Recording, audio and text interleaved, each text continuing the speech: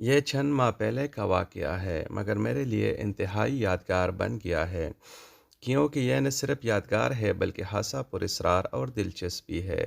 میرے بی اے کے امتحانات ہونے والے تھے، مگر ان سب کچھ ہی دن پہلے اچانک میری طبیعت خراب ہو گئی۔ کئی روز تک بستر سے ہلا جلا بھی نہ کیا۔ نقاہت اس قدر تھی کہ بہتر سے اٹھتی تو سر چکرانے لگتا اور مجبوراً مجھے دوبارہ لیٹ جانا پڑتا۔ ان سب میں پڑھائی بھی ڈسٹرب ہو کر رہ گئی تھی۔ ڈاکٹر کی ہدایت پر مسلسل کئی روز دوا کھانے کے بعد کچھ افاقہ ہوا۔ اس دوران میرا ایک ہفتہ ضائع ہو گیا تھا اور کمزوری الگ محسوس ہو رہی تھی۔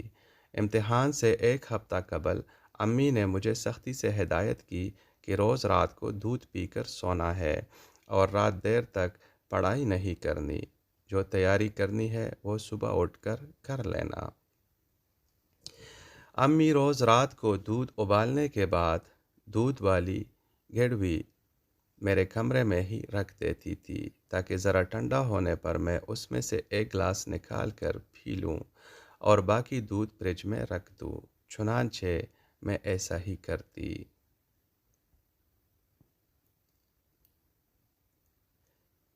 یہ 2 روز بعد کی بات ہے۔ میں پڑھائی ختم کرنے کے بعد اٹھی، دودھ والی گڑوی سے دودھ نکال کر گلاس میں ڈالا اور خود پینے کے بعد یہ سوچ کر لیٹ گئی کہ ابھی دودھ گرم ہے، تھوڑی دیر بعد اسے فریج میں رکھ دوں گی۔ جانے کس وقت میری آنکھ لگ گئی اور میں گہری نیند سو گئی۔ کہانی کو غور سے سننا میرے دوستو، بڑی دلچسپ کہانی ہے۔ رات کا جانے کون سا پہر تھا کہ اچانک میری آنکھ کسی برتن کے گرنے کی آواز سے کھل گئی۔ مجھے کمرے میں کچھ گڑبڑ محسوس ہوئی اور میں نے اٹھ کر چاروں طرف نظریں گھمائی۔ پھر ایک جانب مجھے کوئی چیز تیزی سے حرکت کرتی ہوئی نظر آئی، جیسے دیکھ کر میری کھگی بند گئی۔ چھوٹی سے کوئی چیز کمرے کے فرش پر تیزی سے اچھل رہی تھی اور اس کی حرکت سے برتن گرنے کی آواز پیدا ہو رہی تھی۔ اب میری نظریں نیم اندھیرے میں کچھ حد تک دیکھنے کے قابل ہو گئی تھی۔ اب جو میں نے غور سے دیکھا تو معلوم ہوا کہ کوئی سیاہ رنگ کی چیز دودھ والی کھڑوی کو لے کر اوپر نیچے ایسے اچھل رہی ہے جیسے کوئی گیند ہو، اور اسی سے وہ برتن گرنے جیسی آواز پیدا ہو رہی تھی۔ مگر ابھی تک میں یہ بات سمجھ نہیں سکی تھی کہ آخر وہ کیا چیز ہے۔ اب شاید اس سیاہ چیز کو میری موجودگی کا احساس ہو گیا تھا اور اس نے زیادہ زور سے اچھلنا شروع کر دیا۔ میں اگرچہ بہت خوفزدہ تھی، مگر نہ تو چیخ رہی تھی اور نہ ہی کمرے سے بھاگنے کی کوشش کر رہی تھی۔ پھر میں نے ہمت جمع کی اور اٹھ کر کمرے کی لائٹ جلا دی۔ اب منظر واضح تھا، سو میں نے گھڑوی کی طرف بغور دیکھا۔ اوہ! بے اختیار میرے منہ سے نکلا۔ سیاہ رنگ کی بلی گھڑوی میں منہ پسائے بیٹھی تھی۔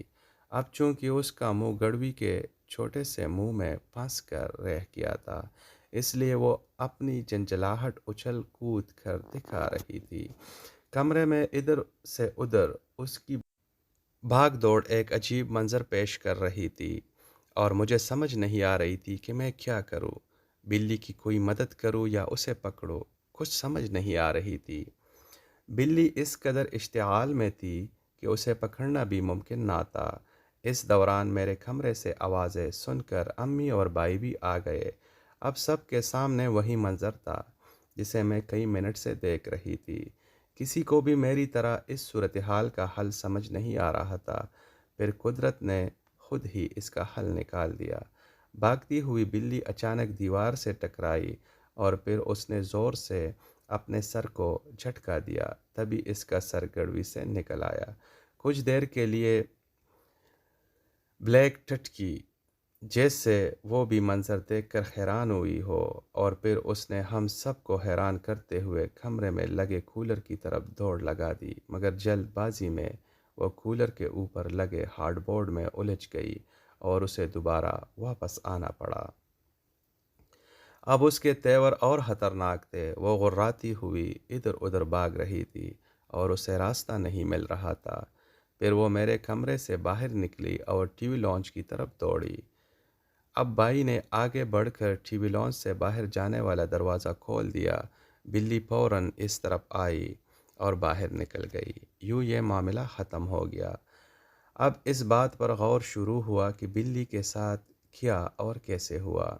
سب کی مشترکہ تفتیش سے یہ بات سامنے آئی کہ رات کسی وقت بلی کولر کے راستے سے میرے کمرے میں آئی تھی اور اس نے دودھ کی خوشبو سے مجبور ہو کر گڑوی کے اندر پڑا ہوا تھوڑا سا دودھ پینے کے لیے اپنا منہ اندر گھسا دیا تھا۔